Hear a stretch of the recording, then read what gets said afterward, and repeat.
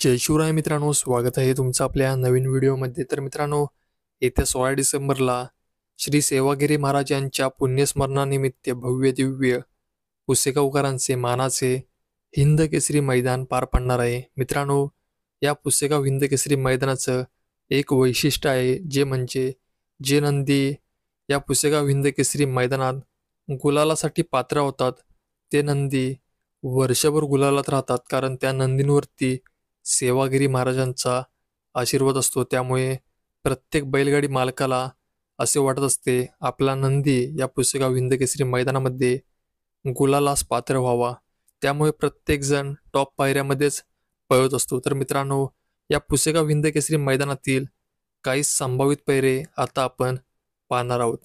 तर मित्रांनो, आपल्या सर्वांचा लाडका राहुलदादा पाटील यांचा बिंजोडचा बादशाह मथुर 1001 आपल्याला घोटकरांच्या सर्जासोबत पळताना पाहायला मिळणार आहे।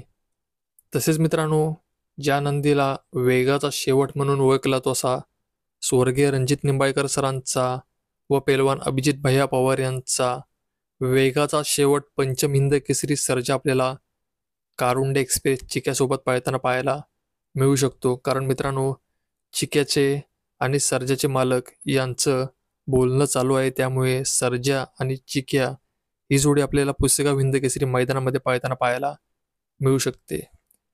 ज्या जोडीने वडकी हिंद केसरी मैदानामध्ये प्रथम क्रमांक केलाय असा शेवाळ्याबांचा पाखऱ्या आणि छत्रपती संभाजीनगर एक्सप्रेस लखन ही A1 जोडी सुद्धा आपल्याला या पुसेगाव हिंद केसरी मैदानामध्ये एकत्र पळताना पाहायला मिळू शकते। ज्या नंदीने रुस्तमे हिंद केसरी मैदानात थार गाडीचा मान पटकावला होता असा सदाभाऊ कदम सरांचा रुस्तमे हिंद केसरी मैब्या, ज्या नंदीने फॉर्च्युनरच्या मैदानामध्ये प्रथम क्रमांक पटकावला आहे असा सर्जासोबत पळताना पाहायला मिळू शकतो। द्वारलीकरांचा हरण्या 622 आपल्याला शिरसवडीकरांच्या रायफलसोबत पळताना पाहायला मिळू शकतो। शाकीरबाई यांचा चिमणे आपल्याला अमित भाडाळे यांच्या वादळसोबत पळताना पाहायला मिळू शकतो। कारण मित्रांनो, ज्या ज्या वेळेस चिमण्या आणि वादळ ही जोडी एकत्र पळत असते त्या त्यावेळेस गाडीला जबरदस्तरित्या गॅस पाहायला मिळत असतो, त्यामुळे चिमण्या आणि वादळ ही सुद्धा A1 जोडी या पुसेगाव हिंद केसरी मैदानामध्ये पळताना पाहायला मिळू शकते। नांदेड सिटीकरांचा भारत आपल्याला नातेपुतेकरांच्या सचिन सोबत पळताना पाहायला मिळू शकतो।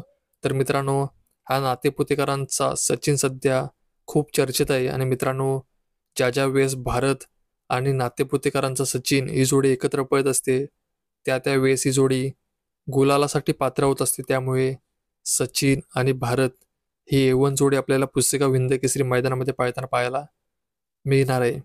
तसेच मित्रांनो, ज्या नंदीचा पैरा जाणून घेण्याची सर्वांनाच उत्सुकता लागून राहिलेली असते असा मोहिल डुमा यांचा द्वादश हिंद केसरी बकासूर आपल्याला दादा सरकार यांच्या सर्जासोबत पळताना पाहायला मिळू शकतो।